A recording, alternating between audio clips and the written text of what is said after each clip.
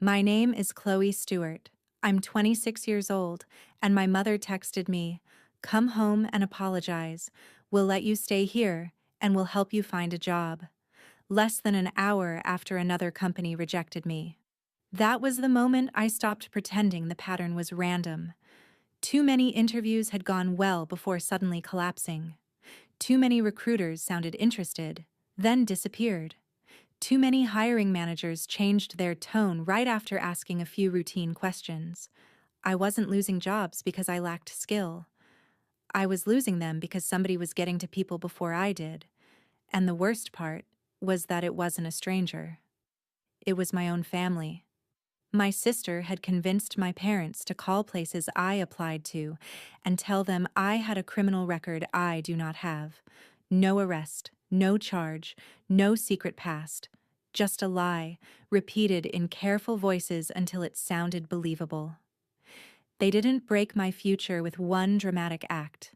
They did it with phone calls, concern, and the kind of betrayal that hides behind the word love. The damage wasn't just professional, it got inside my head.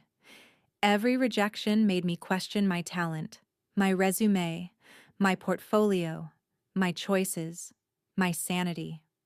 I started wondering whether I really was naive, unstable, too idealistic, too ambitious, too difficult. That's what control does when it's done well. It doesn't just block doors, it teaches you to blame yourself for the lock. Then, in the middle of a normal afternoon, a woman I had never seen before stepped in front of me, pressed an envelope into my hand, and said, "Your grandmother hired me 5 years ago to find you and help you escape what's being done to you."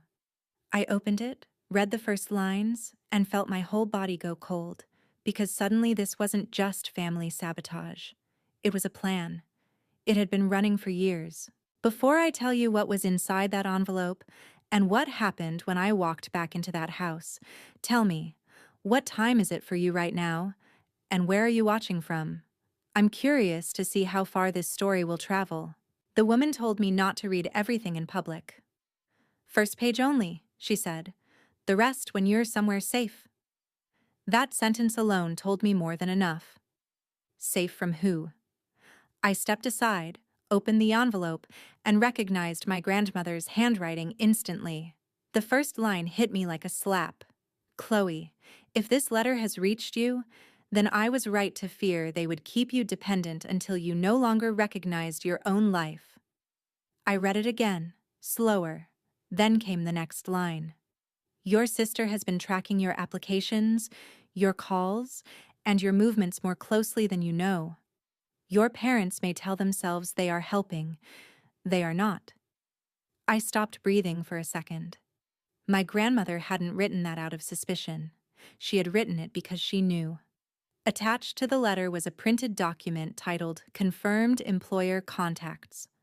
Under it were company names, dates, times, and brief summaries of what had been said. 17 employers. 17. My mother was listed on several calls. My sister was listed on even more. The phrases repeated in different forms: family concerns, troubling history, behavioral issues. There may be legal problems. And on 2 lines that made my stomach drop: "She has a criminal record." Below the log was another note from my grandmother. "Mia does not want Chloe. She wants Charlotte, the obedient, frightened version of you she can manage." That sentence explained years of confusion in one brutal instant. They didn't want me safe. They wanted me controllable. Every time I applied for a job in another city, every time I talked about freelance contracts, every time I sounded excited about building a life that didn't revolve around that house, my sister found a way to drag me back into doubt. Suddenly, old moments rearranged themselves into evidence. The company that ghosted me after my sister casually asked for the hiring manager's name, just to celebrate. The recruiter who stopped replying after my mother offered to be helpful if references were needed.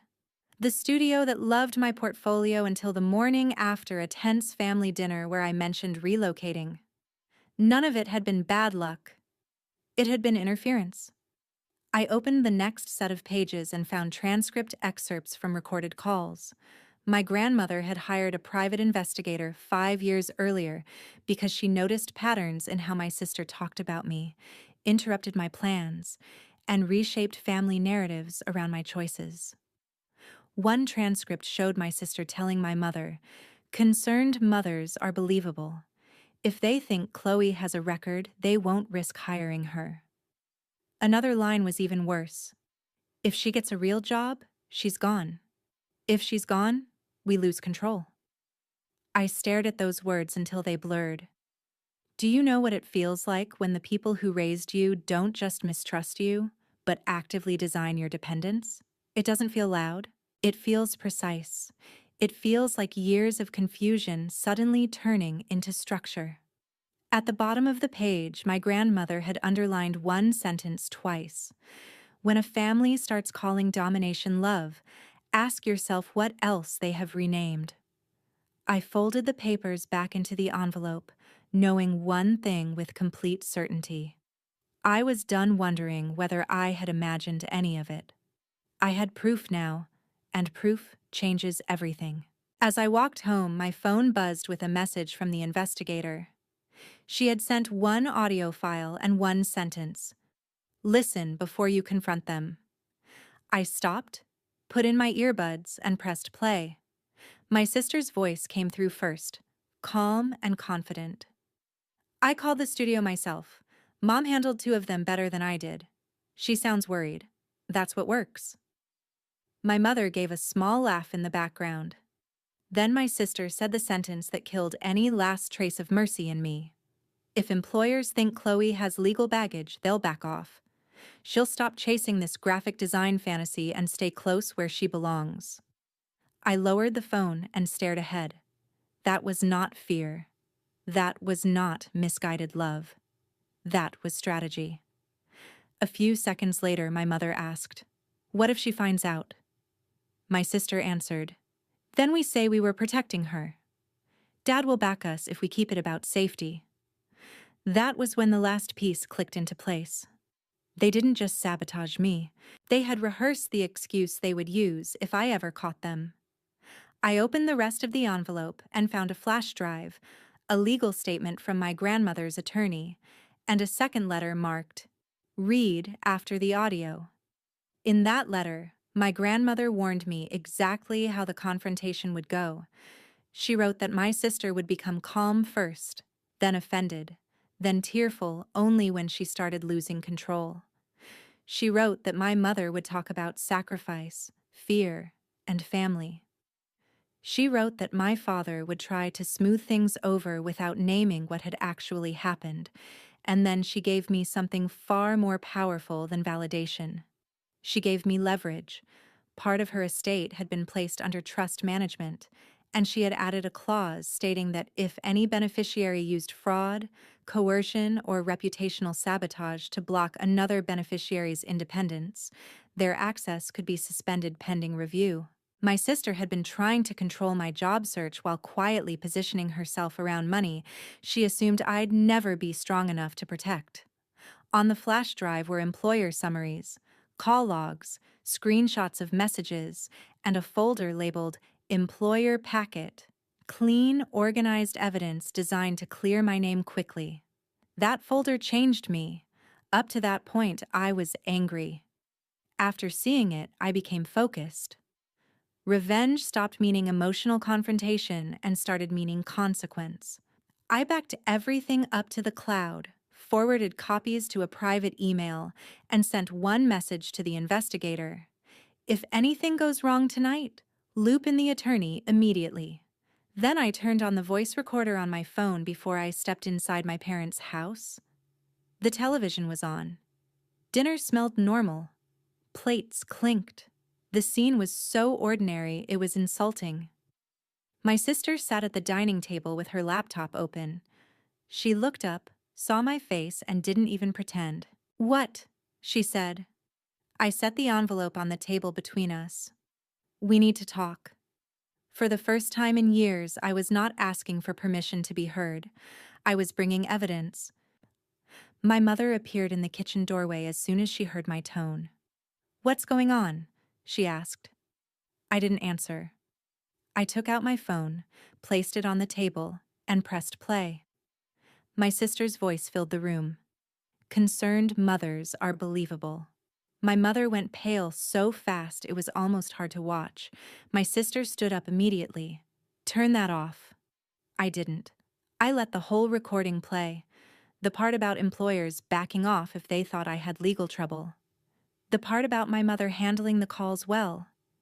The part about me staying close, where I belonged. The part about using protection as the excuse if I ever found out. When it ended, silence hit the room like a wall. Then I slid the printed call logs across the table. 17 companies, I said.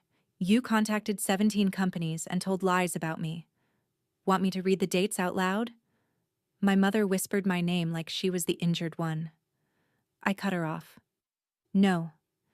Don't say my name gently now. Not after attaching it to fake criminal claims behind my back.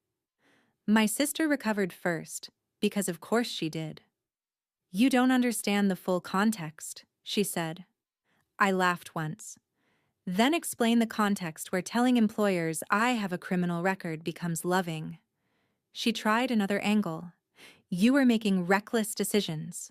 You were trying to leave with no savings, no support system, no stable plan.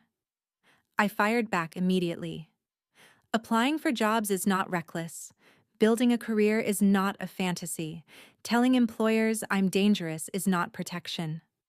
My mother stepped in, saying, "We were worried about you." I opened my grandmother's letter and read aloud. Your sister's greatest skill is persuasion. Your mother will call domination concern.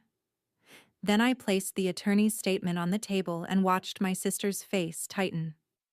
Grandma knew, I said. She hired an investigator 5 years ago. She documented everything, and she put legal protections in place in case one of you used sabotage to control me. My sister ignored everything except the part she cared about. What protections? She asked. I looked straight at her. Exactly. That's your first question. Not whether it's true, not whether I'm okay, not whether Grandma knew. You want to know what happens to the money? That exposed something my parents had spent years refusing to see. My mother started crying. My father walked in halfway through it, sensed disaster, and tried to stabilize the room before he even understood it. I made him listen to the audio. He looked sick by the end, but even then he reached for the same predictable line. We need to calm down. My grandmother had predicted that too. No, I said. What you need to do is stop treating peace like a substitute for accountability. Then I placed a screenshot from my sister's messages in front of them. It showed her asking an HR acquaintance to flag Chloe's profile informally if it came through because the family had concerns. My mother stared at it and whispered, "Did you do that?" My sister answered with the arrogance of someone who still thought she could out-explain evidence. I was handling something the rest of you were too weak to handle. That was the moment the mask slipped completely. I leaned forward and asked the question she couldn't answer. What do you call it when your own sister is the first person to tell employers you're dangerous? What do you call it when the people who say they love you need you unemployed to feel secure? Nobody answered, because by then even they knew the truth had started moving faster than their excuses. Once the evidence was on the table, the power in that room shifted hard. My father read the attorney's statement in silence. My mother sat down like her legs had given out. My sister stayed standing because standing made her feel larger, but even she could tell she was losing the script. I said exactly what I wanted. Tonight, I get written admissions from both of you. No one contacts any employer, recruiter, landlord, or friend connected to me again. And Mia writes down every company she called, every person she used, every message she sent, every favor she asked for. My sister stared at me like I had become someone unfamiliar. You're unbelievable, she said. No, I answered. I was unbelievable when I kept forgiving this family without proof. This version of me is just informed. My father looked up from the document and asked, "What happens if we refuse?" I met his eyes. "Then I send everything to the trust attorney, every employer involved, and me as company." That finally got my sister's full attention. She made the mistake that destroyed her. Instead of apologizing, she escalated. "If she leaves this house," she snapped, pointing at me, "she should know she won't get a cent from Grandma's money while she runs around trying to be independent." My father turned to her slowly. My mother stopped crying long enough to look terrified. I lifted the clause in the attorney's statement. "You might want to read this again," I said. "If a beneficiary uses fraud, coercion, or reputational sabotage to block another's independence, access can be frozen pending formal review." My sister's face changed. For the first time that night, she looked genuinely frightened. But even then, she couldn't stop herself. "She would have failed," she said. "She always lives in ideas. She has no idea what real life costs. If she left, she would blow through her money, fall apart, and come crawling back." I stopped that. That speech told me everything. She did not think she had harmed me. She thought she had the right to decide what kind of life I was allowed to attempt. I played another audio clip from the flash drive. In it, my sister said, "If Chloe becomes independent, she'll start asking questions about the trust, and I'm not letting her throw that away, too." My father looked at her with disgust. This was also about money. My sister crossed her arms and said, "It was about protecting family assets." That was the moment the whole room understood what she really was. Not a worried sister, not an overprotective daughter, a gatekeeper, a manager of dependence, a person who had built her identity around deciding which version of my life was acceptable. I asked her one last time, "Did you want me safe, or did you want me stuck?" She didn't answer directly. She just whispered, "You were not supposed to find out like this." That sentence told the truth more clearly than any apology could have. She never meant to stop. She just assumed I'd stay confused long enough for the sabotage to become my reality. My father finally said, "You'll give Chloe everything she asked for." My sister turned on him. "You're taking her side?" He answered, "I'm taking the side that hasn't been lying." That was when she started crying. Not from remorse, but from the shock of losing control. "If you send anything to my employer," she said to me, "you'll ruin my life." I looked at her without flinching. "You already taught me how that works." By midnight, I had forced the truth into writing. My mother's statement came first because she broke first. Her hands were shaking so badly she misspelled my name on the first page and had to start over. In that statement, she admitted that she had contacted prospective employers and repeated false claims about me based on family concerns that were not true. She tried to soften it with phrases about fear and misunderstanding, but I stopped her and made her rewrite the key lines until they were clear. I was not allowing vague language to save anyone that night. My father signed as a witness, and for the first time since I had walked in, he looked like he understood that this was no longer a family argument he could smooth over with a tired speech about peace. This was evidence. This was a record. This was the beginning of consequences.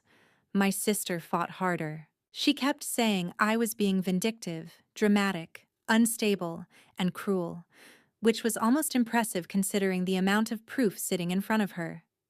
She tried to write around what she had done instead of naming it. She wrote that she had voiced concerns and discouraged hiring decisions because she believed I was unprepared for independence. I slid the page back to her and said, "Try again." She glared at me and said, "You can't force me to confess to your version." I answered, "I don't need your confession. I already have the recordings. What I'm giving you is a chance to stop making this worse." My father looked at her and said quietly, "Write it." That shook her more than my threats had. She was used to him excusing her. She was not used to him withdrawing cover. The second version was still careful, but it was enough.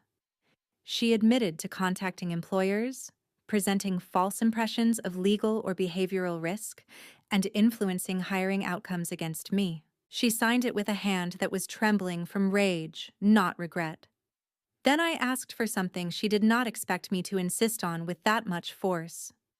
Now give me every company name, every recruiter, every contact, every person you used, every message you sent, and every number you called. She laughed right in my face. No. I opened my laptop, logged into the cloud folder from the flash drive, and started reading screenshots aloud. One company, then another, then the message to the HR classmate asking for an informal flag, then the note about my mother sounding more believable on calls because she sounded concerned, not bitter. Then the reminder my sister had typed to herself after one interview of mine, call before background stage, easier to stop earlier. The color drained from her face little by little. She realized I was not guessing. I was not accusing. I was verifying. My father leaned forward, looked at her, and said, "Give her the list." This time she did. We sat there for nearly an hour while she wrote down names and details. 17 businesses, 2 recruiters, 1 former classmate in HR, 1 family acquaintance who knew people in hiring, 1 church contact who agreed to pass along informal warnings. Every name she wrote felt like another bone setting back into place inside me. For months I had been trying to understand why my efforts kept dying in silence. Now the silence had a map. Once she finished, she threw the pen down and said, "Happy now?" I looked at the pages, stacked them neatly, and said, "No, but I'm finally done being confused." That answer made her angrier than if I had shouted. She wanted emotion she could dismiss. What she got instead was structure. Then I opened the folder my grandmother and the investigator had prepared for me, the employer packet. Every file inside was clean, organized, and devastating. There were summaries of false interference, redacted evidence, call logs, and a short professional explanation stating that defamatory statements had been made about me by relatives attempting to block my employment without my consent or knowledge. I customized each email with company names, dates, and relevant attachments. My mother started crying again and saying, "Please don't do this tonight." My father said, "Sleep on it." My sister said, "If you send those, there's no coming back." I didn't even look up right away. I just kept typing. When I finally did, I said, "You should have thought about that before you told people I had a criminal record." My sister came around the table and lowered her voice, trying one last manipulative tone. "Chloe, listen to me. Families survive ugly things by keeping them inside the family." I pressed send on the first batch while holding her gaze. "No," I said. "Families like ours survive by burying the truth under guilt." Then I sent the second batch, then the third. Calmly, completely. One company after another received the truth she had worked so hard to contaminate. That should have been enough. In another version of the story, maybe it would have been. But there was one more document in the folder, and the second I saw it again, I knew I was going to use it. It was a prepared report to the Ethics and Compliance Department at my sister's company. At first, I had hesitated, because sending it would move this from personal revenge to professional collapse. Then I remembered the message where she had asked an HR contact to flag me informally. I remembered her leveraging credibility, relationships, and the appearance of authority to poison my chances. I remembered every rejection that arrived without explanation while she sat across from me at dinner, asking fake sympathetic questions about how my job search was going. She didn't just lie as a sister. She weaponized professional networks and hiring influence. That was not private. That was not family business. That was misconduct. My father saw the subject line on the draft and immediately went rigid. "Chloe," he said, "you've already made your point." I turned to him and answered, "No, I'm making sure she never does this to anyone else." My sister stood up so fast the chair nearly tipped over. "If you send that, I could lose my job." I stood too. "And when you made me lose mine before I even had one, what exactly was that supposed to teach me? Gratitude?" She started crying harder then, but not with remorse. It was panic now, real and ugly, because she finally understood what accountability feels like when it is no longer theoretical. "Please," she said, "please don't." My mother moved toward her. My father tried once more with, "Let's just take a breath." I shook my head. "You had years to breathe while she kept doing this." Then I attached the screenshots, the written statements, the call summaries, and the note about improper use of professional influence, and I hit send. The silence afterward was worse than any screaming match could have been. My sister stared at me as if I had crossed some line she never imagined I would be strong enough to cross. "You ruined me," she whispered. I picked up the signed statements and slid them into my folder. "No," I said. "You built this. I just stopped protecting you from it." That was the exact moment my phone buzzed. One of the employers had already responded. The message was short and direct. They thanked me for clarifying the situation, said they were reviewing the material, and asked whether I would be available for a call the next afternoon because they wanted to reopen my application. I read it once, then again, just to feel what it was like when the truth started working faster than the lie. My sister saw my face change and asked, "What happened?" I looked at her and said, "One of them wrote back." She actually went pale. That was the first time that night she looked afraid of something bigger than exposure. She looked afraid of me getting my life back. After that, I stopped talking unless I needed something specific. I scanned every written admission with my phone. I emailed copies to myself, the investigator, and the attorney listed in my grandmother's file. I uploaded duplicates to the cloud. I made sure nothing that happened next could erase what had already been documented. My mother followed me upstairs while I packed a bag and kept crying, saying, "Please don't leave like this."